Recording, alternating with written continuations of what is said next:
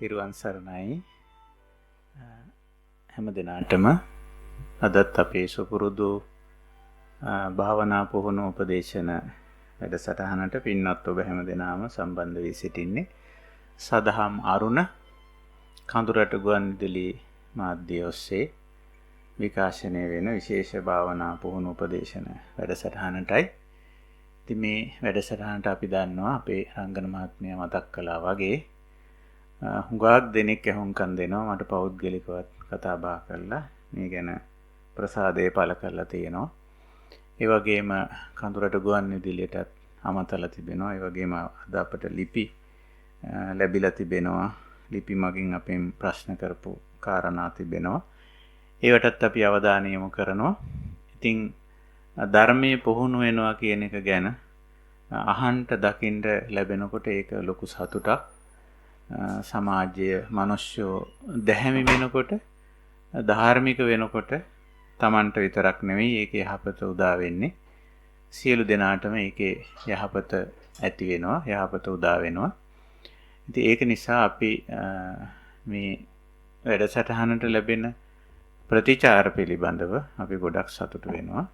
ඉතින් අදත් අපි බලාපොරොත්තුව සදහම් අරුණ විශේෂ භාවනා පුහුණු උපදේශන වැඩසටහන මගින් ඔබේ ජීවිතයේ දහම් මගට දැහැමි මගට නිවන් මගට නිවෙන සැනසෙන මගට යොමු කරගන්න අවශ්‍ය කරන දහම් උපදේශන කීපයක් ලබා දෙන්න. අපි ඒවා ඉදිරිපත් කරන්නේ තථාගත ධර්මය පදනම් කරගෙන ලෝතර බුදු පියාණන් වහන්සේ මේ ලෝකේ සත්වයා කෙරෙහි අප්‍රමාණ කරුණාවෙන් මෛත්‍රියෙන් යුතුව උන්වහන්සේ අවබෝධ කරගත්ත නිවෙන සැනසෙන මඟ දේශනා කරලා තිබෙනවා. අපි හැමෝම වාසනාවන්තයි. මනුෂ්‍ය ජීවිතයක් අපි ලබලා තියෙනවා. බුද්ධෝත්පාද කාලයක ඉපදිලා තිබෙනවා. මේ දහම විනය අහන්න අනුගමනය කරන්න තේරුම් ගන්න වටහා ගන්න පුළුවන් වෙන විදිහට අපේ පසිඳුරන් සහ මනස ඇස කන නාසය දිවකය මන මේවා විකෘති වෙලා නැතුව පවතිනවා. ඒ වගේම මේ විදිහට ධර්මය අපි කරා ගෙන එන්න අපිට බණ ටිකක් අහන්න දහම් පුහුණුව කරන ආකාරය කියලා දෙන්න සුදුසු මහා වටින කල්යාණ මිත්‍රයන් අපේ ජීවිතේට ලැබිලා තියෙනවා. ඉතින් බලන්න කොච්චර වටිනවද අපේ ජීවිත. ඉතින් ඔය අතරතුර සමහර වෙලාවට සෝබා දහමට අයිති ජරා ව්‍යාධි මරණ අප්පිය සම්පයෝග පිය විප්පයෝග ඉච්ඡා අලාභ ආදී දේවල් සමහර විට අපේ ජීවිතේට ලං වෙන්න පුළුවන්. ඒවා ඉතින් සෝබා දහමේ දේවල්නේ අපි කවුරුත් දන්නවනේ.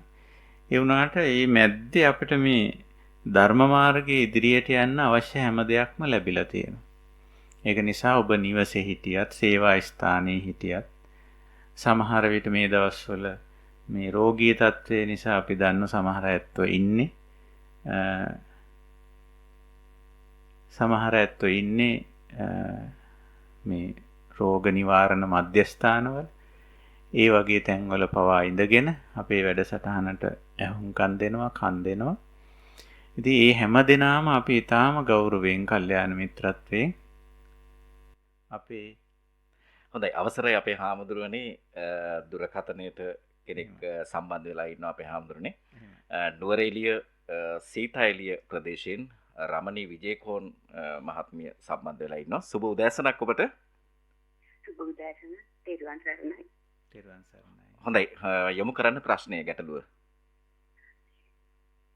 නමස්කාර ගරු ස්වාමීන් වහන්සේගෙන් මම භාවනා කරන කෙනෙක්. දැන් මුලින් ඉඳලාම මෛත්‍රී භාවනාව බුද්ධානුස්සතිය අසුභානුස්සතිය මරණානුස්සතිය පටවියාපෝ තේජෝ වගේ ඒ බඳලා දැන් මරණානුස්සතිය බලනකොට ඇත්තටම මට නැවිලා විනාශ වෙලා ඉන්නේ. දැන් සමාධිය ලැබිලා පංචස්කන්ධය දැක දැක එයත් වෙනස් වෙමින් බලමින් මම භාවනා කරනවා. මට ඉදිරිය දියුණුව කරා යන්න මේ මඟ මේ මට ටිකක් පැහැදිලි කර දෙන්නේ වහන්සේගේ පිපා නමස්කාරව වන්දනා කරමින් අසා සිටිනවා. හොඳයි. හොඳයි. අපිට සම්බන්ධ වෙලා දහම් කරුණු විමසීම ගැන අපි පුණ්‍යානුමෝදනා කරනවා. එතකොට දැනටමත් භාවනා පුහුණුව කරන කෙනෙක් නේද? ඉතින් හොඳයි. ඔබතුමී කියපු විදිහට ඒ අනුස්සති භාවනා, මෛත්‍රී භාවනා, බුද්ධානුස්සති, ධම්මානුස්සති, සංඝානුස්සති, මරණානුස්සති ආදී අනුස්සති භාවනා වඩන එක හුඟක්ම හොඳයි. ඒකෙන් අපි කරන්නේ අපි අර හිතේ වෙන වෙන දේවල් වලට නැත්නම් අපි ඒවට කියන්නේ අකුසල විතර්ක කියලා ඒවට හිත යොමු වෙන ස්වභාවය වළක්වලා කුසලමය අරමුණකට හිත යොමු කරගන්නවා. එතකොට අපේ හිතේ සමත සමාධියක් ඇති වෙනවා. ඒ කියන්නේ අයහපත් දේවල් වලට අකුසල සහගත දේවල් වලට හිත යොමු වෙන ස්වභාවය නතර වෙලා අපේ හිත කුසලමය අරමුණ, යහපත් අරමුණක, හොඳ අරමුණකට යොමු වෙනවා. එතකොට එතනින් ඉස්සරහට දැන් ඔබතුමිය අහන්නේ තවදුරටත් කුමක්ද කළ යුත්තේ කියලා. ඇත්තටම ඊළඟ පියවරටත් ඔබතුමිය ඇවිල්ලා තියෙනවා. දැන් පංචස්කන්ධය ගැන කිව්වනේ. රූප වේදනා සංඥා සංකාර විඥාන කියලා මේ පංචස්කන්ධය. මේ පංචස්කන්ධයේ යථා ස්වභාවය තමයි අපි නුවණින් මෙනෙහි කරන්නේ. පංචස්කන්ධය කියන්නේ 아무තු දෙයක් නෙවෙයිනේ. අපිට මේ සෝබා දහමෙන් උරුම වෙච්ච දෙන්නේ. රූපකාය ශරීරයක් අපි හැමෝටම තියෙනවා. ඒ රූපකායේ පැවැත්මට අපි තවත් වටපිටාවේ රූප ධර්ම ටිකක් එකතු කරගෙන එක්රැස් කරගෙන අපි නඩත්තු කරගෙන පවත්වාගෙන යනවානේ. මේ ඇඳුමේ ඉඳලා ඔක්කොම බාහිර ඔක්කොම දේවල්. එතකොට ඒක රූපස්කන්ධය. ඊට පස්සේ වේදනා කියන්නේ අපි විඳීමනේ. සංඥා කියන්නේ හඳුනා ගැනීමනේ. සංඛාර කියන්නේ අපේ සිතවිලි ටිකනේ. විඥාන කියන්නේ මේ ඔක්කොම අපි තේරුම් ගැනීමනේ, වටහා ගැනීමනේ, අවබෝධ කර ගැනීමනේ.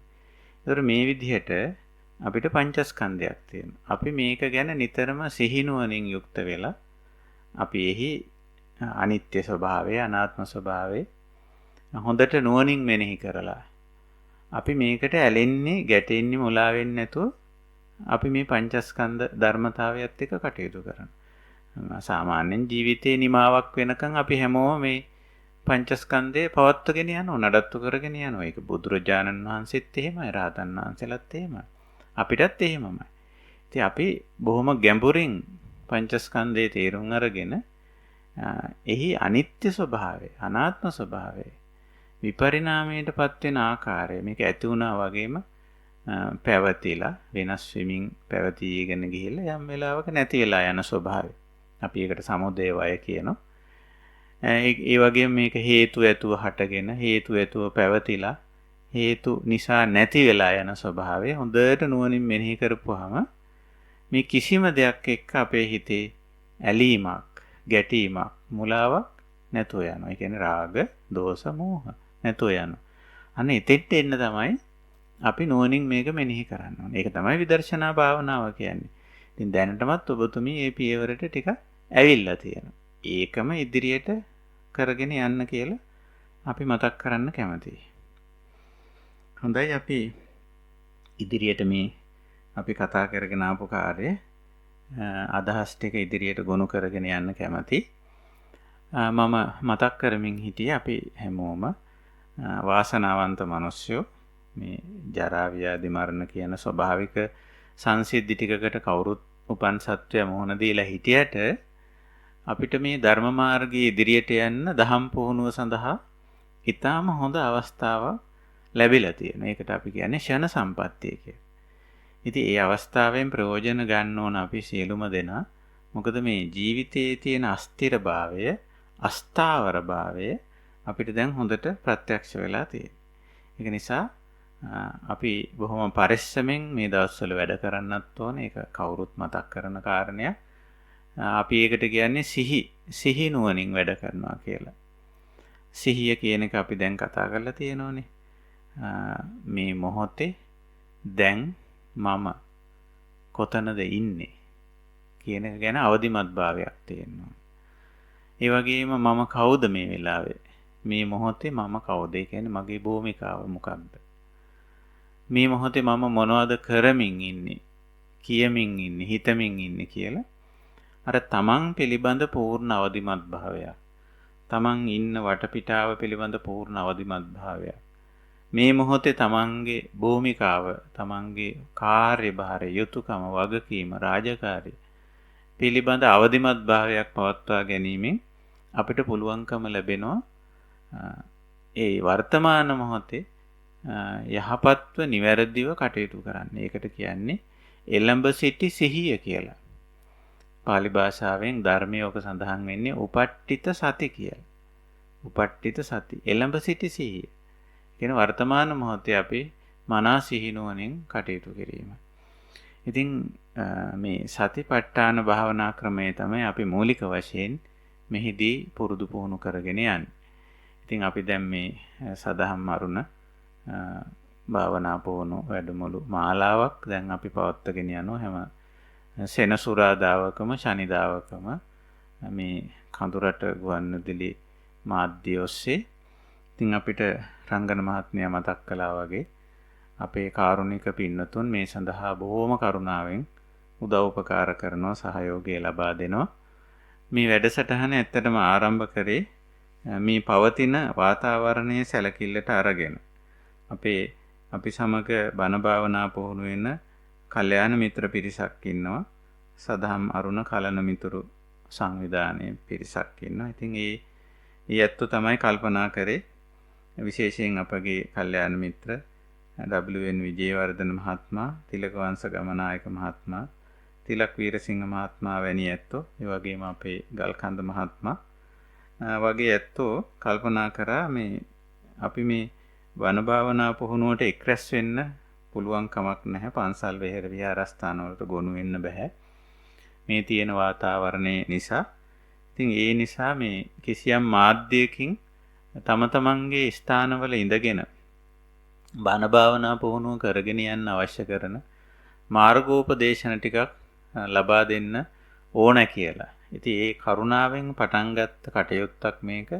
අපිටත් ආරාධනා කරලා ඉතින් අපිටත් අවශ්‍ය පහසුකම් සපයලා මේ වැඩසටහනටත් අනුග්‍රාහකත්වය සම්පාදනය කරගෙන බොහොම කරුණාවෙන් මෛත්‍රියෙන් කල්යාණ මිත්‍ර පිරිසක් මේ කටයුත්ත මෙහෙවාගෙන යනවා. ඒ වගේම අපේ ගුවන්විදුලි මාධ්‍යයේ මේ වැඩසටහන මෙහෙවන අපේ රංගන මහත්මයාත්, ඒ වගේම අපේ කඳුරට ගුවන්විදුලි සේවයේ අපේ කාර්ය මණ්ඩලයත් බොහොම ශ්‍රද්ධාවෙන් බොහොමත්ම ගෞරවයෙන් මේ කටයුත්තේ යෙදিলা ඉන්නවා. ඉතින් අපි මේ සියලුම දෙනාට අපේ කෘතඥතාවයේ ගෞරවය පළ කරනවා. ඒ වගේම අද දවසේ මේ යහපත් කාර්යයට දායකත්වයේ සපයන ඕස්ට්‍රේලියාවේ පදිංචි චාමර විමලසේන මහතා, එම මහත්මිය කුමුදු ඉන්දිගහ මඩිත් විමලසේන මහත්මිය ඇතුළු මේ සත්කාරයට දායක වෙන පින්වත් හැම දෙනාමත් අපි ඊටාම ගෞරවයෙන් සිහිපත් කරනවා. එසේ සිහිපත් කරමින් අද දවසේ මුලින්ම දුරකථන මාධ්‍යනොත් ප්‍රශ්නයක් යොමු වුණ නිසා චාමර මහත්මයා මම කල්පනා කරා අපිට ගුවන්විදුලි මැදිරියට ලිපි මාර්ගයෙන්ොත් ප්‍රශ්න කීපයක් යොමු වෙලා තියෙනවා. ඒවටත් අපි පිළිතුරු සපයලා අද දවසේ කමටහන් ගැන කතා කළොත් හොඳයි කියලා. හොඳයි අපේ හාමුදුරනේ දැන් අද අපිට මම හිතන ප්‍රශ්නයක් යොමු කරලා තිබෙන්නේ මේ මහනුවර සුදුහුම්පල ප්‍රදේශයේ ඉඳලා තමයි KD පුෂ්පලතා අමරා කරුණාවති භද්‍රා ජයතිලක යන මේ සියලු දෙනා තමයි මේ වැඩසටහනත් එක්ක සතිපතාම සම්බන්ධ වෙලා හිටියයි කියලා කිව්වා. ඒ වගේම වැඩසටහන පිළිබඳව අගය කරලා තිබුණා. ඊටාත්ම සතුටුයි ඔබේ අදහස් වලට. ඉතින් ඒ වගේම තමයි අපේ ස්වාමින් වහන්සේගෙන් අපි සාකච්ඡා කළ කාරණාවන් ඇසුරෙන් ප්‍රශ්න කිහිපයක්ම යොමු කරලා තිබෙනවා. අපේ හාමුදුරනේ මම හිතනවා ඒ ප්‍රශ්න වලට අපි පිළිතුරු ලබා දෙන්නට අද මම හිතනවා කාලය ගත වෙයි කියලා මම විශ්වාස කරනවා. අපි ඒ ප්‍රශ්න වලට පිළිතුරු ලබා දෙමු අපේ හාමුදුරනේ. හොඳයි. ඒත් මේ සඳහන් කරලා තිබෙනවා දුරකථනයේ මගින් පිළිතුරු ලබාගත හැකි. නමුත් හැම දෙනාගේම ප්‍රයෝජනයේ සඳහා කියන්නේ කරුණාවෙන් හැම දෙනාගේම ප්‍රයෝජනයේ සඳහා මේ ප්‍රශ්න ටික යොමු කරන්න බලාපොරොත්තු වෙනවා කියලා. ඉතින් ඒ හැමෝගෙම ප්‍රශ්න එකතු කරලා අපිට යොමු කරලා තියෙනවා. මම ඒ ප්‍රශ්න ඉදිරිපත් කරලා ඊට අදාළ පැහැදිලි කිරීම කරන්නම්. පළමුවෙන් අහලා තියෙන මේ සීලය ගැන. ඇත්තටම භාවනාව ගැන කියනකොට අපි දන්නවා අපි හැමදාම මතක් කරලා තියෙනවා භාවනා කියලා කියන්නේ කුසල් වැඩිම. කුසල කියලා කිව්වම සීල සමාධි ප්‍රඥා කියන මේ තුන තමයි අපි වඩන්නේ. මේන් සීල කුසලය නැත්නම් සීල භාවනාව සීල ශික්ෂාව අතිශයින් වැදගත්. ඒකෙන් අදහස් කරන්නේ අපේ ආචාර ධර්මීය අංශය. අපි හැමෝටම සාර ධර්ම ටිකක් ආචාර ධර්ම ටිකක් සිරිත් විරිත් ටිකක් අවශ්‍යයි. ඒකින් තමයි අපි හැමෝගෙම යහපැවැත්ම තහවුරු වෙන්නේ මූලික වශයෙන්. අපි පෞද්ගලිකව අපි ආචාර ධර්ම පද්ධතියක් එක කටයුතු කරනකොට අපෙන් කාටවත් කරදරයක් නැහැ, හානියක් නැහැ. හිංසාවක් පීඩාවක් වෙන්නේ නැහැ, බාධාවක් වෙන්නේ නැහැ. අපි හොඳ මේ යහපත් මිනිස්සු බවට පත් වෙනවා. ඊළඟට අපි යම්කිසි ආයතනයක අපි ගත්තොත් එහෙම ඒ ආයතනයට අදාළ ආචාර ධර්ම ටික, සාර ධර්ම ටික, නීති රීති ටික, සිරිත් විරිත් ටික, නීති සහ රෙගුලාසි ටික හරියට අපි පිළිපදිනවා නම් ඇත්තට මේ ආයතනය හරිම හොඳට ලස්සනට පවත්වාගෙන යන්න පුළුවන්. මෙන්න මේ ආචාර ධර්මීය අංශයේ මූලික වශයෙන්ම සීලයට අයිති වෙනවා. එතකොට මේ මූලික ආචාර ධර්ම කොටස් ටික හැම තැනකටම හැම කාර්යයකටම අදාළ අපි සම්මත කරගත් යහපත් සිරිත් විරිත් ටික හඳුන්වන්නේ අபிසමාචාර කියලා. ඊට එහාට ගිය නිවන් මාගේ විශේෂ ගැඹුරු ආචාර ධර්ම ටිකක් තියෙනවා. ඒවා අපි කියන්නේ ආදි බ්‍රහ්මචර්ය ශික්ෂා කියලා. ආදි බ්‍රහ්මචර්ය ශික්ෂාවල මුල් කොටස අපි මතක් කරලා දීලා තියෙනවා. ඔබට මතකයි. විශ්ව මට්ටමින් හැමෝම පිළිගන්න ආචාර ධර්ම ටිකක් තියෙනවා. බුදුරජාණන් වහන්සේත් නිවන් මාගේදී ඒ ටික ඉස්මතු කරලා පෙන්නලා දීලා තියෙනවා. මේ පානාතිපාතා වේරමණී, අදින්නාදානා වේරමණී, කාමේසු මිත්‍යාචාරා වේරමණී, මුසා වේරමණී, පිසුනා වේරමණී, පරුසා වේරමණී, සම්පප්පලාපා වේරමණී, මිච්ඡා ආජීවා වේරමණී කියලා. ඒ කියන්නේ අපි කය මෙහෙवला වැඩ කරද්දී ප්‍රාණඝාතය නොවන විදියට, හොරකම සිද්ධ නොවන විදියට, වැරදි කාම සේවනයේ නොවන විදියට කය මෙහෙवला වැඩ කටයුතු කරද්දී එසේ කිරීම. ඊළඟට අපි කතා බහ කරන අය නිතරම අපි අදහස් වමාරු කරගන්න, අනිත් අයගේ අදහස් දැනගන්න, මගේ අදහස ඉදිරිපත් කරන්න, තව කෙනෙකුට යම්කිසි අදහසක් ප්‍රකාශ කරන්න, දැනුම හොමාරු කරගන්න අපි කතා කරනවා. කතා නොකර ඉන්නේ නැහැ. කතා කරනකොට බොරු, කේලම්, පරුස වචන, හිස් වචන මිශ්‍ර නොවි කතා බහ කිරීම තමයි කතාවේ තියෙන සීලවන්තකම. ඉතින් ඊට අදාළ ওই ශික්ෂාපද 4. ඊළඟට ආජීව කියන්නේ අපි ජීවත් වෙන කලාව, අපේ දිවි පැවැත්ම. ඉතින් ඒක හරි පිරිසිදු වෙන්න ඕන. අපි ජීවිතය පවත්ව ගන්න ඕන අපි කවුරුත්. ඒ වුණාට අපේ ජීවි පැවැත්ම, අපි ජීවත් වෙන ආකාරයෙන් Tamanට පව්ව කුසල් සිද්ධ වෙනවා නම්, තව කෙනෙකුට කරදරයක් බාධාවක් අවහිරයක් වෙනවා නම්, මේ ජීවත් වෙන පරිසරය විනාශ වෙනවා නම් ඒක හොඳ දිවි පැවැත්මක් හැටියට සලකන්නේ නැහැ. මිත්‍යා ආජීවයක් කියලා කියන්නේ. ඒක නිසා යහපත් දිවි පැවැත්මක් කරන්න ඕන හැමෝම කියන එක විශ්ව මට්ටමින් පිළිගන්න. බුදුරජාණන් වහන්සේ මේ ආචාර ධර්ම 8 නිවන් මගටම ඇතුල් කරලා තියෙනවා. ඒ ටික අපිට මේ සීලය අපිට නිවන් මගේදී හමු වෙනවා.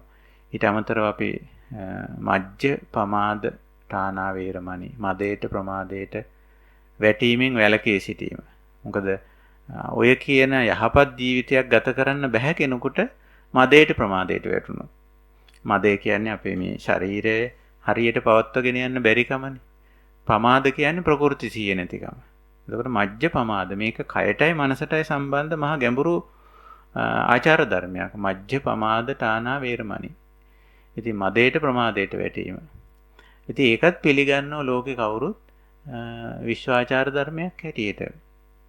ස්ටීරියන් වීල් එක අතට දෙන්නේ මේ මදේට ප්‍රමාදයට පත් වෙලා ඉන්න කෙනෙක් නා. වෙන උපකරණයක් අතට දෙන්නේ නැහැ. සරල උපකරණයක්වත් භාවිතා කරන්න බෑනේ. නේ? පාරේ යන්නවත් බෑනේ. එතකොට කවුරුත් පිළිගන්නව මදේට ප්‍රමාදයට වැටීම, පත්වීම නොසුදුසුයි කියලා. එහෙනම් මේ ආචාර ධර්ම ටික විශ්ව මට්ටමින් පිළිගන්නවා. අපි විතරක් නෙමෙයි, බෞද්ධත්ව විතරක් නෙමෙයි. මේක විශ්ව මට්ටමින් කවුරුත් පිළිගන්නවා. සිහි බුද්ධිය තියෙන, සාමාන්‍ය දැනුම තියෙන අය පිළිගන්න මේ ශික්ෂාපද 9 අපි කවුරුත් අනුගමනය කරන්න ඕන කියලා. එතනින් එහාට තියෙන සීලය අපි හඳුන්වන්නේ ආදි බ්‍රහ්මචර්ය සීලය කියලා. බ්‍රහ්මචර්යාව කියලා කියන්නේ මේ නිවන් මගේ ඉදිරියට ගමන් කරන පුද්ගලයා හඳුන්වන්නේ බ්‍රහ්මචාර්යා කියලා. බ්‍රහ්මචාර්යා කියලා කියන්නේ උතුම්, ශ්‍රේෂ්ඨ, නිවැරදි, යහපත් හැසිරීමක් තියෙන. යහපත් විදියට හිතන, යහපත් විදියට කතා කරන, යහපත් විදියට ක්‍රියා කරන කෙනා කියන අදහස. බ්‍රහ්මචාරී කියන අදහසේ තියෙන්නේ. එතකොට බ්‍රහ්මචර්ය සීලය කියලා හඳුන්වන සීලයක් තියෙන. එතනට එනකොට තියෙනවා අර සාමාන්‍ය අය සමහර වෙලාවට ඒ තරම්ම පිළිගන්නේ නැති වුණාට අර උතුම් ජීවිතයට හුඟක් සහාය වෙන ශික්ෂාපද. ඒකෙදි අපිට මුලින්ම හමු වෙනවා මේ නෙක්ඛම්ම ශික්ෂා කියන කොටස. දැන් අපි මේ ප්‍රශ්නේ යොමු කරලා තියෙන අපේ කල්යාණ මිත්‍ර පිරිස යොමු කරපු පළවෙනි ප්‍රශ්නේ අන්න ඊට අදාළ එකක්. ඒ තමයි ඊයත් අහලා තියෙනවා අර අපි පෙන්වා දෙන ශික්ෂාපද 16. අපි දිනපතාම ඒ ශික්ෂාපද සමාදන් වෙලා රකින්න උත්සාහ කරනවා කියලා. ඒක හුඟක්ම හොඳයි. ඊළඟට කියනවා හැබැයි මෙන්න මේ ශික්ෂාපදේ විකාල භෝජනා වේරමණී ශික්ෂාපදයේ ඒක අනුගමනය කරන්න සමහර වෙලාවට මේකෙන් අදහස් කරන්නේ වැළකෙනවා කියලා මේ ශික්ෂාපදයේ තවදුරටත් තේරුම් ගැනීමේ අඩුපාඩුවක් වෙන්නේ නැති කියලා මම හිතන්නේ. නමුත් අපි හිතාගෙන ඉන්නේ මේ විකාල භෝජනය කියන්නේ සමහර වෙලාවට මේ 12න් පස්සේ ආහාර පාන ගැනීමෙන් වැළකී සිටීම වගේ කියලා හිතාගෙන ඉන්නේ. එහෙම දෙයක් නෙමෙයි විකාල භෝජන කියන්නේ. මේ හවස් වරුවේ ආහාර පාන පිළිබඳ වැඩපිළිවෙල අත්හිටුවීම ආරාමික සම්ප්‍රදායක්. ආරාම කියලා කියන්නේ පැවිදි ඇත්තෝ ඉන්න තැන්. පැවිදි ඇත්තන්ගේ තැන්වල සම්ප්‍රදායක් ඒක. ඒ ඇරුණකොට විකාල භෝජනා ශික්ෂාපදයේ උදේවරුවෙත් කැඩෙනවා. ඒකට මේ ඔරලෝසුව සම්බන්ධයක් නැහැ. ඒකට සම්බන්ධතාවයේ තියෙන රස තෘෂ්ණාව. රස තෘෂ්ණාව. දැන් අපි කාල භෝජනේ විකාල භෝජනේ දෙක හරියටම තේරුම් ගත්තා නම් මේ ගැටලුව මේ අපේ කල්යාණ මිත්‍රයන්ට විසඳෙනවා. දැන් කාල භෝජනේ කියන්නේ මොකද්ද? දැන් කාල කිව්වම අපිට මතක් වෙන්නේ ඔරලෝසුවනේ. නෑ. ඔරලෝසුව වෙනොත් ඔරලෝසුවෙන් මනින එකටත් කාල කියලා කියනවා. නමුත් බුදුදහමේ කාල කියන එක ඊට වැඩි ගැඹුරින් අර්ථවත් කරනවා. මොකද්ද? හරි වෙලාව, හරි මොහොත, හරි වෙලාව, නිසි වෙලාව, අවශ්‍ය වෙලාව, සුදුසු වෙලාව. අන්න ඒකට කාල කියනවා. නේ? දැන් ඔයත් අහලා තියෙනවානේ අපේ බෝසතාණන් වහන්සේ මේ බුද්ධත්වයට පෙර බෝධිසත්වයෙක් හැටියට මේ තවදිසා දිව්‍ය ලෝකේ වැඩ හිටියා කියලා. ඊට පස්සේ මේ මනුෂ්‍ය සමාජයේ දුරාචාරී දුෂ්චරිත බවට පත් වෙනකොටම අර අනිත් හිටපු දෙවිවරු කිව්වලු දැන් ඔබතුමා දැන් මේ වැඩේ කරන්න සුදුසු කෙනෙක් නේ. ඒ කියන්නේ බෝධිසත්වයෙක්නේ. දැන් බෝධිසත්වයෙක් හැටියට මේ ಗುಣ පුරාගෙන ඉන්නවා දැන් බුදු වෙලා මේ ලෝක සත්‍යයට යහපතක් කරන්න නේද ඉන්නේ. එහෙනම් දැන් ඒකට සුදුසු කාලය නේ දැන්. කාලෝ අයන්තේ කියලා කිව්වලු. ඔන්න දැන් වෙලාව. ඒ කියන්නේ ඔර්ලෝසුව බල්ලාද කිව්වේ? නෑ. මේ වැඩේට සුදුසු වෙලාව. දැන් ඔබතුමාගේ කාර්යය කරන්න සුදුසු වෙලාව. දැන් යන්න ගිහිලා මේ වැඩේ කරන්න කියලා. එතකොට බලන්න කාලෝ කියලා කියන්නේ මේ උදේ කාලෙද හවස් කාලෙද රෑ කාලෙද කියන එක නෙමෙයි. යම් කිසි කාර්යයකට සුදුසු වෙලාව, අවශ්‍ය වෙලාව, නිසි වෙලාව. දැන් ඒ අනුව හිතන්නකො කාල භෝජනය කියන්නේ මොකද්ද කියලා? නේ? අපේ ශරීරයට ආහාර අවශ්‍ය වෙලාවක් තියෙනවා. මේ ශරීරය අපි දන්නවනේ සතර මහා භූත වලින් සකස් වෙලා තියෙන්නේ. පඨවි, ආපෝ, වායෝ, තේජෝ. ඝන ද්‍රව වායු ශක්තිය වලින් සකස් වෙලා තියෙනවා. හැබැයි මේවා නිට්ටය නෑ. අපි මොන හරි හිතන්නකො වැඩියෙන්ම අපි ශරීරයට ගන්නෙ මොනවද? වායෝ ධාතුව. හුස්මනේ වැඩියෙන් ගන්න. නේ? ආහාර හැටියට බුදුහාමුදුරුවෝ ආහාරයේ ඔය කබලීකාර ආහාරය ඕලාරික සුකුම කියලා කොටස් දෙකකට බෙදෙනවා. ඕලාරික කියලා කියන්නේ අපිට මේ ඇහැට පේනවා, අතින් අල්ලලා ගන්න පුළුවන්. නේ? සුවඳක් තියෙනවා. ඔහොම දේවල්. සුකුම කියන්නේ එහෙම නෑ. දැන් සුකුම ආහාරයට හොඳම නිදර්ශනය තමයි හුස්ම ගැනීම. හුස්ම ගැනීම. හුස්ම ගත්තේ නැත්නම් ශරීරය පවත්වා ගන්න බෑ. ආහාර කිව්වම අපිට මතක් වෙන්නේ කන බොන දේවල්නේ. හැබැයි මෙතන මේ අපි කතා කරන්නේ විකාල භෝජනා කියනකොට නම් කන බොන දේවල් ගැන තමයි. එතකොට මේ ගන්න ආහාර ගෙවිලා යනවා. නැත්තම් අපි වය වෙනවා කියලා වය ධම්මා වය ධම්මා සංඛාරා කියලා අපි කියන්නේ. හැම එකක්ම වය වෙලා යනවා. අපි කැම ටිකක් ගත්තත් ඒ කැම ටික මෙහෙම වය වෙලා යනවා. එතකොට ආයෙ කැම ටිකක් ගන්න ඕනේ. හැබැයි ආයෙ කැම ටිකක් ශරීරයට අවශ්‍ය වෙන්නේ මේ ශරීරයට දාපු කැම ටික වය වෙලා නන්නේ. එහෙම නැත්තම් ඕනේ නැහැනේ. අන්න ශරීරයට ඇතුල් කරපු ආහාර දිරලා දිරාපත් වෙලා ඒකේ පෝෂණය ශරීරයට උරාගෙන ඒක ඒ ශරීර ශක්තියක් දැන් අඩු වීගෙන යන වෙලාවේ තමයි මොකක්ද ඕන වෙන්නේ? ආයි ආහාර ටිකක් අවශ්‍යයි. අන්න වෙලාව. අන්න ආහාර ගත යුතු වෙලාව. ඒක ඔරලෝසුව නෙමෙයි අපිට කියන්නේ. ඒකට තමයි බඩගින්න පිපාසය කියලා ශරීරයේ විසින් මේකට සංඥාවක් දෙනවා අපිට. දැන් මට ආහාර ටිකක් අවශ්‍යයි. දැන් මට පිපාසයි. ජලය ටිකක් දෙන්න. කවුද එහෙම කියන්නේ? ශරීරයේම කියන. ඒකට එයා සංඥාවක් දෙනවා. කුසගින්න කියලා සංඥාවක් දෙනෝනේ. පිපාසය කියලා සංඥාවක් දෙනවා. ක්ලාන්ත ගතිය, පණ නැති ගතිය වගේ එනවා සංඥාවක් දෙනවා. අන්න වෙලාව. අන්න කාල භෝජනේ. අන්න ඒ වෙලාවේ ගන්න ආහාරය, පානය ඒක තමයි කාල භෝජනේ. එතකොට විකාල භෝජනේ මොකද්ද? අන්න අපිට එහෙම අවශ්‍යතාවයක් නැතුව මේ කෑම බීම වල තියෙනව නේද රසය. ඒ රසයට ගිජු වෙලා, ගේද වෙලා, කෑදර වෙලා කොච්චරවත් කන බොන ගතිය. ඒක සාමාන්‍යයෙන් මිනිස්යන්ගේ තියෙන ගතියක්. හැබැයි තිරිසන් සතුන්ගේ ඕක නැහැ. ඒගොල්ලෝ බලන්න කෑම කෑවා ඇති පැත්තකට වෙලා නිකන් හිටියා. ආයි හැමතිස්සෙම ඒගොල්ලන්ගේ කෑමක් නැහැ. හොඳටම විකාල භෝජන ශික්ෂාපදේ රකින්නේ මම දකින්නේ තිරිසන් සතුන්. මෙහෙම කිව්වට කවුරුවත් අමනාප වෙන්න එපා. හරි ලස්සනට හොඳට නිරීක්ෂණය කරලා බලන්න. අපේ මේ ගෙදර ඉන්න බල්ලා පෝස ආදී සතුන් බලන්න. ඒගොල්ලන්ට කෑම ටික දුන්නා, කෑවා ඇති. ඒගොල්ලෝ පැත්තකට වුණා. ආයි අපි දුන්නට ආයි කන්නේ. එතකොට මේ රස තෘෂ්ණාවෙන් ආහාර පාන ගැනීම පුරුදු වෙලා තියෙන්නේ මිනිස්යන්ට. ඉතින් ඒක හරි මේ සෞඛ්‍යයටත් අහිත කරයි. මේ බුදුරජාණන් වහන්සේ හරියට සෞඛ්‍යය ගැන සැලකිලිමත් වෙලා තියෙනුනේ රංගන මහත්තයා. නේ? ඉතින් සෞඛ්‍යයටත් අහිත කරයිනේ ඔය කොච්චරවත් කණේක.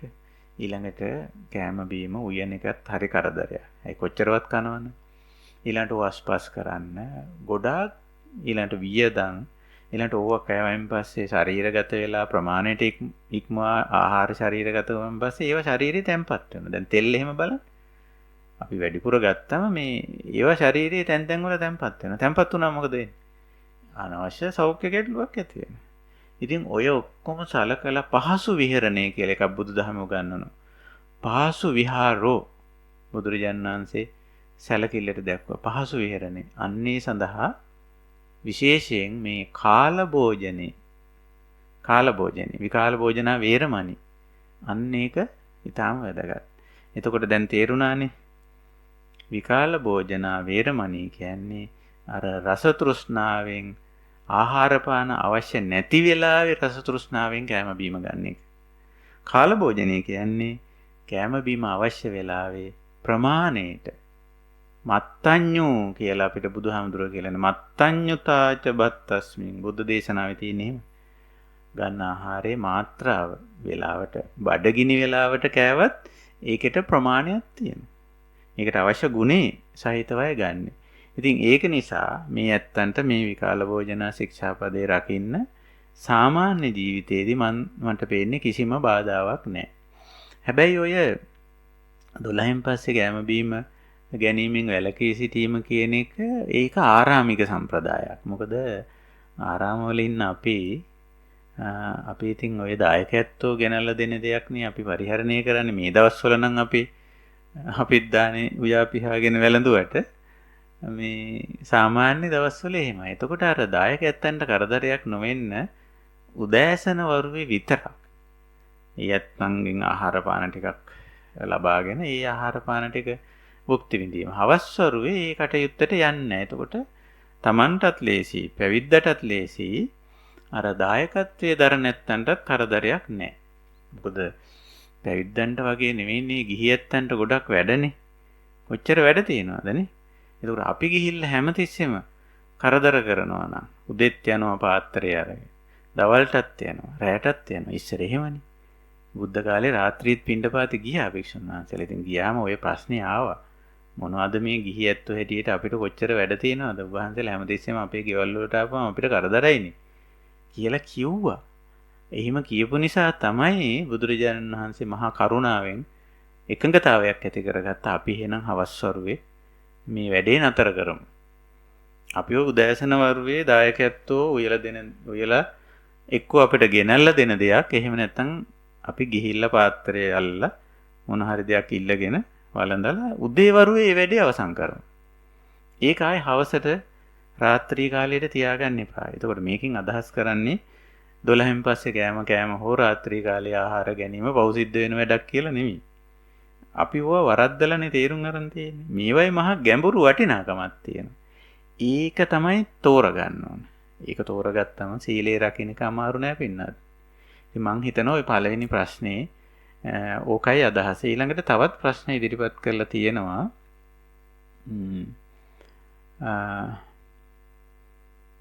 පොහොය දින සිල් සමාදන් වීමේ ඒක ප්‍රශ්නය අහලා තියෙනවා. ඉතින් ඇත්තටම පොහොය දවස කියන එක මේ විශේෂ දවසක්. අපි ඒකට ගරු කරන්න ඕන. අපි ඒකට කියන්නේ උපෝසත දවස කියලා රංගන මහත්තයා. පොහොය කියන එක දැන් උපෝසත කියන pāli වචනේ තමයි පොහෝ කියලා සිංහලට ඇවිල්ලා තියෙන්නේ. ඒක තමයි පෝය කියලා හැදිලා තියෙන්නේ. උපෝසත කියන වචනේ අදහස උපවාස කියන එක. වාස කියන්නේ ජීවත් වීමනේ. ඒතකොට උපවාස කිව්වම විශේෂ විදිහකට ජීවත් වෙන දවස. මොකද්ද මේ විශේෂ විදිය කියන්නේ? ඔය ගිහි ජීවිත ගත කර නැත්තන්ගේ ජීවිතේ මං කියවනේ හරියට ප්‍රශ්න ගැටලුයි තියෙන. රැකී ආරක්ෂා කරන්න ඕන, ධර්මාලංග වැඩ කරන්න ඕන, දේශපාලනය කරන්න ඕන, ආර්ථිකය කරන්න ඕන. කොච්චර වැඩද? ඒ ඔක්කොම ගිහි ජීවිතේ වැඩ. හැබැයි පෝය 4ක් තිබුණා අපිටනේ. උපෝසත දින 4ක් තිබුණා. මොනවද? අර හඳ සම්පූර්ණ පිරිච්ච දවස පුරපෝය කියලා අපි කියන්නේ. පුරපසළොව. ඊට පස්සේ හඳ පේන්නේම නැති දවස අමාවක කියන්නේ. හඳ බාගෙට පේන දවස් දෙකක් තියෙනවනේ. පුරාටවක අවාටවක නේ. කොහොම දවස් 4ක් තියෙනවා උපෝසත. ඒ කියන්නේ දවස් 30න් දවස් 4ක් අපි නිවාඩු දවස් 4යි අපිට. ඔය ඉරිදා සෙනසුරාදා කතාවක් අපේ නෑ. ඒ දවස් 4යි. ඔන්න පෝය 4. එදාට උපෝසත උපවාසය. මොකද්ද මේ උපවාසය කියන්නේ? වෙනදා කරපු වැඩ නතර කරන. මොනවද වෙනදා කරේ? රස්සාව කරා. එදාට රස්සාව නතර කරන. ව්‍යාපාර නතර කරන. ගොවිතැන්පත් නතර කරන. නතර කළා මොකද්ද කරන්නේ? නිකන් ඉන්නවද අත් දෙක පුරවගෙන? නෑ. අර වෙනදා කරේ මොනවද? ලෞකික වැඩ. මොකද්ද ලෞකික වැඩ කියන්නේ? මේ ලෝකේ ජීවත් වෙනකොට කරන්න සිද්ධ වෙලා තියෙන වැඩ ටිකට අපි කියනවා ලෞකික වැඩ කියලා. නේ? ලෝකයට අයිති කියන එකනේ ලෞකික කියන්නේ. ඉතින් ඒව කරන්න ඕන. හැබැයි ඒවම කර කර හිටියට මිනිස්සෙක් අධ්‍යාත්මිකව දියුණු වෙන්නේ නැහනේ. එහෙනම් ලෝකුත්තර වැඩ ටිකක් කරනවා. අපි ඒකට කියනවා අධ්‍යාත්මික දියුණුවට අදාළ දේ කියලා. එදාට එහෙනම් අර ලෞකික වැඩ ටික අත්හිටවලා එදාට ඔන්න සංසුන් වෙලා ඉඳගෙන තැම්පත් වෙලා ඉඳගෙන අධ්‍යාත්මික බණ ටික අහනවා, ධර්මයේ හොඳට අහනවා, සංසුන් ඉඳගෙන අර වෙනද තියෙන නිත්‍ය සීලයේ වෙන ශික්ෂාපද 9ට අමතරව අදි සීලයක් සමාදන් වෙලා රකින්න, භාවනා කමටහනක් වඩන. අන්න බලන්න. පොසොද දිනේ කටයුත්ත. එදාට තියෙන ඕවා. එදාට සම්පූර්ණ ආධ්‍යාත්මික වැඩ කටයුත්ත. ඉතින් ඒක නිසා මේ පෝය උපෝසත දිනේ කියන එක හරි වැදගත්. හැබැයි දැන් මේ දවස්වල රංගන මහත්තයා සමහර ඇත්තෝ හිතනවා මේ දැන් පන්සලට යන්න විදියක් නැහැ නේ. ඒතර පෝය කරන්න විදියක් නැහැ කියලා. ඒක මේක හිතන්නේ පන්සලේදී පෝය කරනවා කියලා එකයි. නෑ, උපෝසතය කරන්න පන්සලම අවශ්‍ය නැහැ. උපෝසතය කියන්නේ තමන්ගේ ජීවිතේ වෙනසක් ඇති කරගන්න එක. ඒක නිසා බුදුරජාණන් වහන්සේ ඒ උපෝසත දිනය ඕවා අපේ ධර්ම සාහිත්‍යයේ සඳහන් වෙනවා. ඉතින් ගොඩාක් විස්තර ඕවා ගැන කතා කරන්න තියෙනවා. උපෝසත දිනය පුළුවන් නම් දින 4ම කරගන්න. අනිත් ටිකේ ඔය සෙනසුරාදා ඉරිදා ගැන හිතන්න එපා වැඩ කරන්න. දැන් අපි එහෙමනේ නිරංගනවත්. අපි සෙනසුරාදා ඉරිදා බලන්නේ නැහැ. දිගටම වැඩනේ. එතකොට හැබැයි අර ලෞකික වැඩ නතර කරපු දින 4ක් අපිට තිබුණා. උපෝසත දින, පොහොය දින, පෙහෙවස් දින කියලා අපි ඔකට කියන්නේ. එදාට අපි අර අධ්‍යාත්මික වැඩ කටයුතු එදාට භාවනා කරන්නේ, එදාට බණ අහන්නේ, ඕපදූප කතා කරන්නේ නැහැ, ව්‍යාපාර ගැන කතා කරන්නේ නැහැ, කුයිතැන්පත් ගැන කතා කරන්නේ. එදාට මොනවද කතා කරන්නේ? ධර්මයේ ගැන. එදාට එක එක්කෙනාගෙන් එක එක දේවල් අහන්නේ නැහැ. කොහොමද බිස්නස්? කොහොමද ව්‍යාපාර? එදාට අහන්නේ බණ. නේ? මේ පංචස්කන්ධය කියන්නේ මොකද්ද? නාම රූප කියන්නේ මොකද්ද? මේවා නිට්ටියද අනිත්‍යද? දුක කියන්නේ මොකද්ද? දුක ඇති වෙන්නේ කොහොමද? නේ? මේ වගේ ටිකක් අධ්‍යාත්මයේ පැත්තට අදාළ දේවල් එදාට අහන්නේ, විමසන්නේ, සාකච්ඡා කරන්නේ. අන්න. උපෝසත දවසේ තියෙන උපවාසයේ ඕක. අර සාමාන්‍ය දවසේ වැඩ කටයුතු වලට වඩා වෙනස් වැඩ ටිකක්, උසස් වැඩ ටිකක් එදාට කරනවා. ඒක නිසා එදාට උපෝසතය කරන්න කවුරුත් මේ තියෙන වාතාවරණය, මේ කොවිඩ් වාතාවරණයේ පන්සල් වලට යන්න බැරිනොයි කියලා උපෝසතය කරන්න බාධාවක් නැහැ. ඒක ගෙදර ඉඳන් කරන්න පුළුවන්. ඉතින් ඒ විදිහට උපෝසතය කරන්න ඔය ඇත්තෝ එදාට ඉතින් මීට වැඩිය අධිශීලයක් සමාදන් වෙලා කටයුතු කරන එක බොහොම හොඳයි. ඒකයි. ඉතින් ඒක බොහොම හොඳ දෙයක්. විහාරස්ථාන වලට යන්න බැරුණා කියලා ඒ ගැන අපි කනගාටු වෙන්න අවශ්‍ය නැහැ. ඊළඟට තවත් අපිට මේ ප්‍රශ්න යොමු වෙලා තියෙන සමාධි භාවනා යටතේ ඔබ වහන්සේ පැහැදිලි කරන ලද්දේ ආනාපාන සති, ඉරියාපත සති, සම්පජඤ්ඤ සති ආදී මේ වැඩසටහනක හොඳට ඉඳලා තියෙනුනේ රංගන මහත්තයා. සම්බන්ධ වෙලා ඉඳලා තියෙන. ඉතින් මේ ඒවා මේ ඊළඟට අහලා තියෙන මෛත්‍රී භාවනා වැනි භාවනා ඇතුළත් නොයයි කියලා. එතකොට ඇත්තටම අපි මෙතෙන්දි මේ මෛත්‍රී භාවනාව අපි කතා කරලා තියෙනවා. දැන් මේ ශික්ෂාපදවලත් මෙත්තා විහරණය කියන කාරණේ කතා කරලා තියෙනවා. ඉතින් මෛත්‍රී භාවනාව හරි අපි ගැටෙන්නේ නැතුව කටයුතු කරන එක මෙත්තා කියලා කියන්නේ, මෛත්‍රිය කියලා කියන්නේ. ඒක අපේ හොඳ ගුණ ධර්මයක්. සීලයටත් අපි අරගෙන තියෙනවා. ඒ කොයි දේ කරන්නත් මූලික වෙන ගුණ ධර්ම 3ක් අපි මෙතෙන්දි කතා කරලා තියෙනවා. මේ අපේ කල්යාණ මිත්‍රයෝ මතක් කරා වගේ ආනාපාන සති, ඉරියාපත සති, සම්පජඤ්ඤ සති කියන මේ කමඨහන් වලින් මොනවද අපි වර්ධනය කරගන්නේ? සිහිනුවන, වීරිය කියන තුන. ඒ සිහිනුවන, වීරිය තියෙන කෙනාට ඔන්න ඔය ඇත්තු කියන විදිහට මෛත්‍රිය වඩන්න පුළුවන්. මිත්‍රත්වයේ. මේ මිත්‍රත්වයේ ඕන වෙලාවෙ දැන් තමන් ගැටෙනවා කියන එක දන්නේ කොහොමද? දැනගන්න නම් සිහිය තියෙනවා. ඔන්න දැන් මං ගැටෙනවා. ඔන්න අනිත් එක්කෙනා කියන එකට මට ඇතුලෙන් කේන්ති යනවා. ඔන්න මට නුරුස්නාකමක් එනවා. ඔන්න මට අකමැත්තක් ඇතුලෙන් එනවා. ඔන්න මට රළු වචනයක් කියන්න හිතෙනවා කියන එක දකින්න නම් සිහිය තියෙනවා. ඒ සිහිනුවන වීර්යය තියෙන නැත්තන්ට ඔය අනිත් භාවනා කමටහන් ඔක්කොම වඩන්න පුළුවන්. ඒක නිසායි අපි මේ සිහිනුවන වීර්යය වඩන මූලික කමටහන් 3 පැහැදිලි කරේ. මං හිතන්නේ ඔය ඇත්තන්ට ඒක පැහැදිලි ඇති. ඒ වගේම තවදුරටත් අහලා තියෙනවා දිගටම සිත සමාධි ගත කිරීමෙන් ධාන තත්වයට සිත යොමු වෙනවා. ඒ ස්වභාවය දේශනාවලදී අහලා තියෙනවා. ඒක නිවැරදිද කියලා. ඔය ඒක හරියි.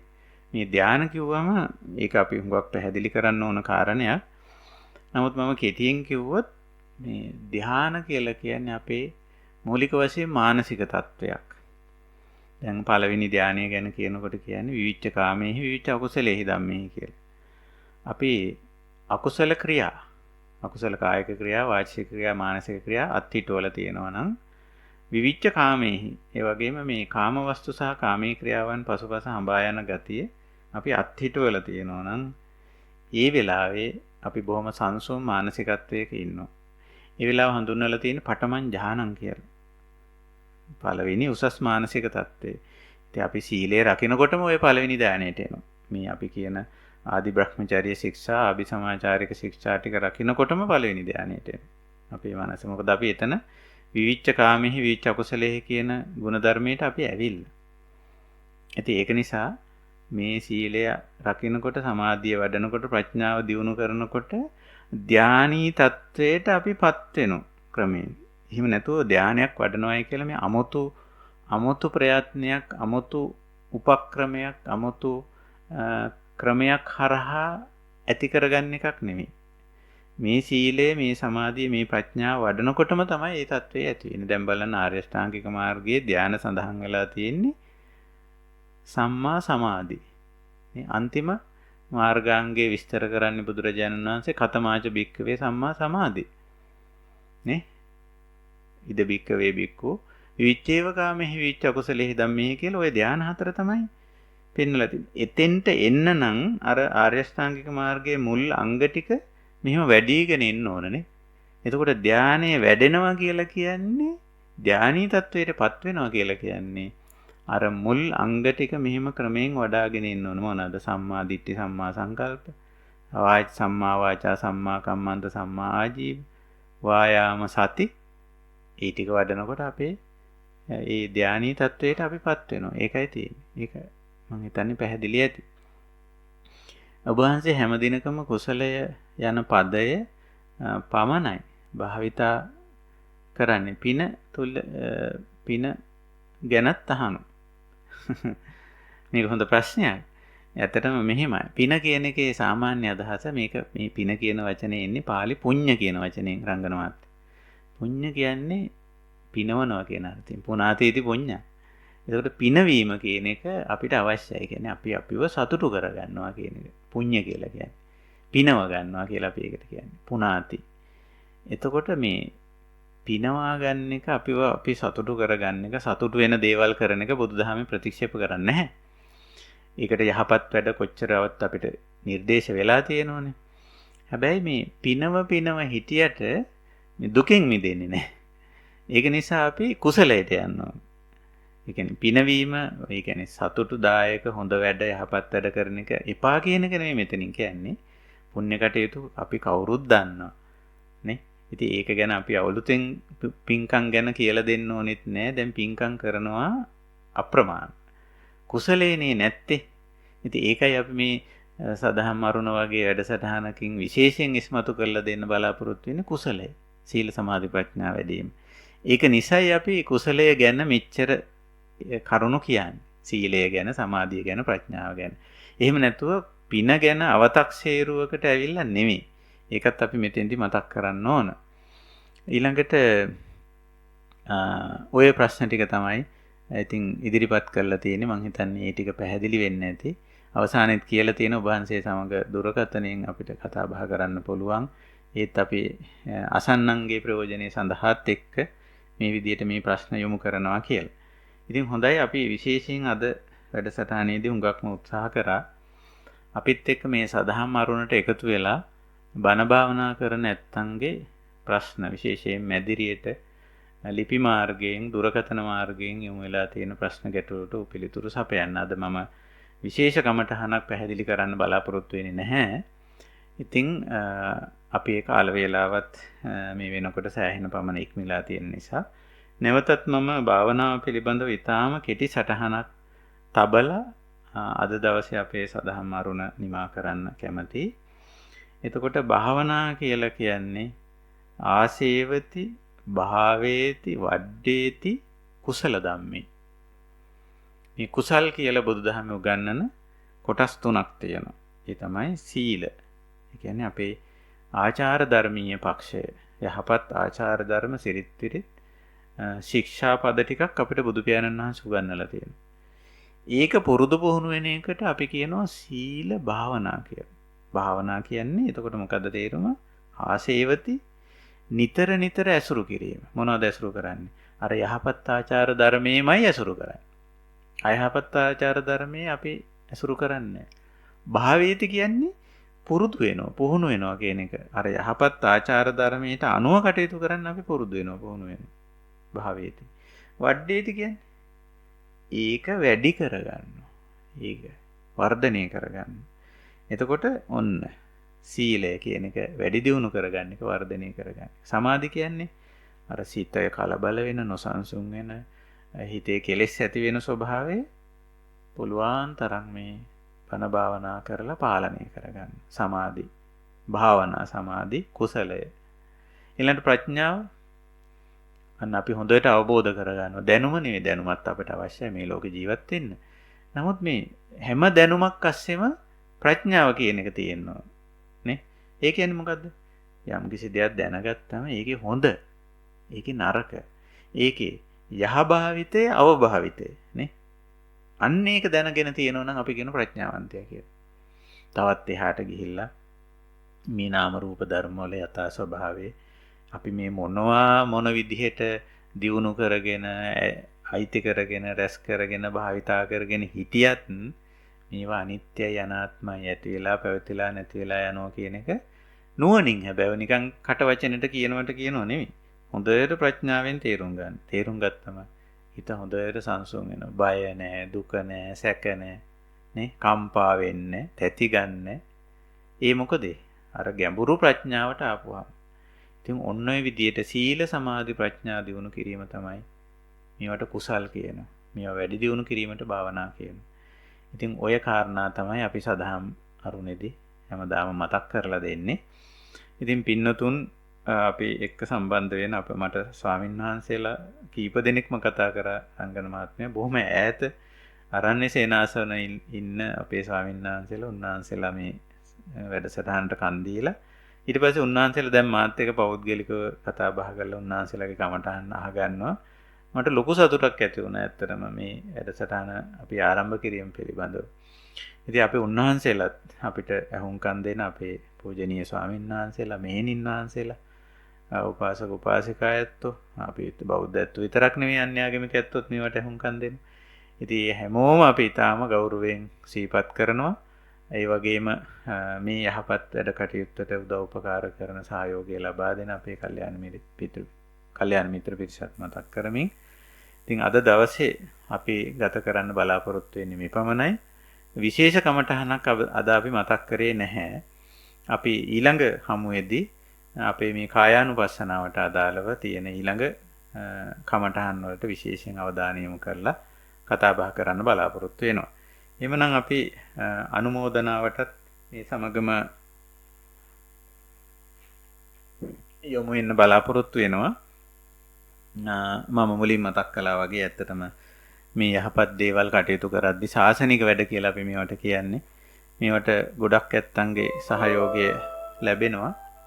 ඉතින් ඒ අනුව අද දවසේ මේ සදහම් අරුණේ දායකත්වයේ අපි මුලින් මතක් කළා වගේ ඕස්ට්‍රේලියාවේ පදිංචි චාමර විමලසේන මහත්මයා එම මහත්මිය කොමුදු ඉන්දිගහ මඩිත්ත විමලසේන මහත්මිය මේ දෙපළ විශේෂයෙන් මතක් කරලා තියෙනවා. තමන්ගේ මව්පියවරු හැදූ වැඩූ මව්පියෝ එකට ජීවත් වෙච්ච සහෝදරයෝ එච්.එම්. විමලසේන මහත්මයා පියතුමා K.W.A. තිලකා කරුණාරත්න මෞතුමිය ඒ වගේම සොයුරු දිමුතු ප්‍රසාද් විමලසේන මහත්මයා ඒ වගේම ඥාති පියා ලොකු තාත්තා ආර්.ඒ. කරුණාදාස මහත්මයා ඇතුළු මියගිය හැම දෙනාටමත් පින් අනුමෝදන් කරලා තියෙනවා. ඉතින් ඒ සියලු දෙනාමත් මතක් කරමින් ඔබ දෙපළටත් කොහේ සිටියත් ධර්ම මාර්ගයේ ඉදිරියට ගිහිල්ලා මේ ප්‍රතිපදාවේ ගිහිල්ලා මේ ජීවිතයේදීම නිර්වාණ ධර්මයේ සාක්ෂාත් කරන්න ශක්තිය ලැබේවා. මේ සදහම් මරුණට සහ සම්බන්ධ වෙලා සිටින කල්යාණ මිත්‍ර පිරිස හැම දෙනාමත් මේ කටයුතු සංවිධානය කරන ඇත්තෝ අපිත් සමග ධම්මගේ ඉදිරියට යන බණ භාවනා කටයුතු කරන පින්වත් හැම දෙනාටම අපි මේ ලබා දෙන භාවනා උපදෙස් හොඳින් තේරුම් අරගෙන ඒවා අනුගමනය කරලා යහපත් ජීවිතයක් දහමට අනුව විනයට අනුව ගත කරන යහපත් ජීවිතයක් ගත කරන්නට ඔබ සියලු දෙනාටම ශක්තිය ධෛර්යය ලැබේවා. තුනුරුවන්ගේ පිහිටෙන් මේ ගමන නිවන් මාගේ ඉදිරියට යන්න හැම දෙනාටම ශක්තිය ධෛර්ය වාසනාව උදා වේවා කියන කරුණා මෛත්‍රී පූර්ව ආශිර්වාදයෙන් අද දවසේ මේ කටයුතු නිමා කරනවා. අපි අංගන මහත්මයාට මෙතෙන් ඉඳලා මේ කටයුතු බාර කරනවා. හොඳයි අපේ හාමුදුරනේ අද දවසේ අපිට සදහම් අරුණ වැඩසටහනේදී සාකච්ඡා කරන්නට කාලය යොමු වුණේ මහනුවර සුදුහුම්පල ප්‍රදේශයෙන් අපට යොමු කරපු ප්‍රශ්න ගණනාව තමයි අපිට සාකච්ඡා කරන්න සිද්ධ වුණේ. ඉතින් ඔබ වහන්සේට අපේ ගෞරවනීය ස්තුතිය. ඒ වගේම මට කතා කළා අපේ හාමුදුරනේ අපේ මැදිරියට 0.1 අංකයට අධිකාරිගම ප්‍රදේශයේ සිට චානුක ශ්‍රීනාත් කතා කළා. ඉතින් ඉතාමත්ම වටිනා වැඩසටහනක් කියලා චානුක සඳහන් කළා. ඉතින් බොහොම ස්තුතියි චානුක ඔබටත්. මම හිතනවා ඔබ මේ වැඩසටහන පිළිබඳව දක්වන උනන්දුව තරුණයෙක් විදිහට ඔබ දක්වන උනන්දුව අපි ඉතාමත්ම අගය කරනවා. ඉතින් මේක තමයි අපේ අරමුණ. නිවැරදි සමාජයක් ගොඩනැගීමට නිවැරදිව Tamanගේ ජීවිතය පවත්වා ගැනීමට දහම උපයෝගී කරගන්නා ආකාරය වගේම සරලව භාවනා පුහුණුව අපි ලබන්නේ කොයි ආකාරයෙන්ද කියන කාරණයයි අපි මේ වැඩසටහනින් ඔබට පහදා දෙන්නට උත්සාහ කරන්නේ. අදත් වැඩසටහනට සම්බන්ධ වුණේ වැඩසටහන මෙහෙයුවේ කොස්ගොඩ සදහම් මැදුර දහම් පුහුණුව ආයතනය, හිඳගල ජාත්‍යන්තර ධම්ම මණ්ඩපයේ පල්ලකැලේ දෙවන පැත්තේ සමත විපස්සනා භාවනා මධ්‍යස්ථානය, ලේවැල්ල බෝධිවනයේ සදහම් සෙනසුන ආදී ස්ථාන රැසක දහම් පුහුණු උපදේශක අතිපූජනීය කහගල සාරානන්ද ස්වාමින් වහන්සේ ඔබ වහන්සේට අපි නිදුක් නිරෝගී සුවය චිරජීවනය ප්‍රාර්ථනා කරනවා. ඒ වගේම තව තවත් ශාසනික සේවාවන් ඉටු කරන්නට ඔබ වහන්සේට ධෛර්ය ශක්තිය ලැබේවායි කියලා අපි සාදුකාරයක් පවත්වා ඔබ වහන්සේට ආශිර්වාද කරනවා අපේ හාමුදුරුවනේ. සාදු සාදු සාදු.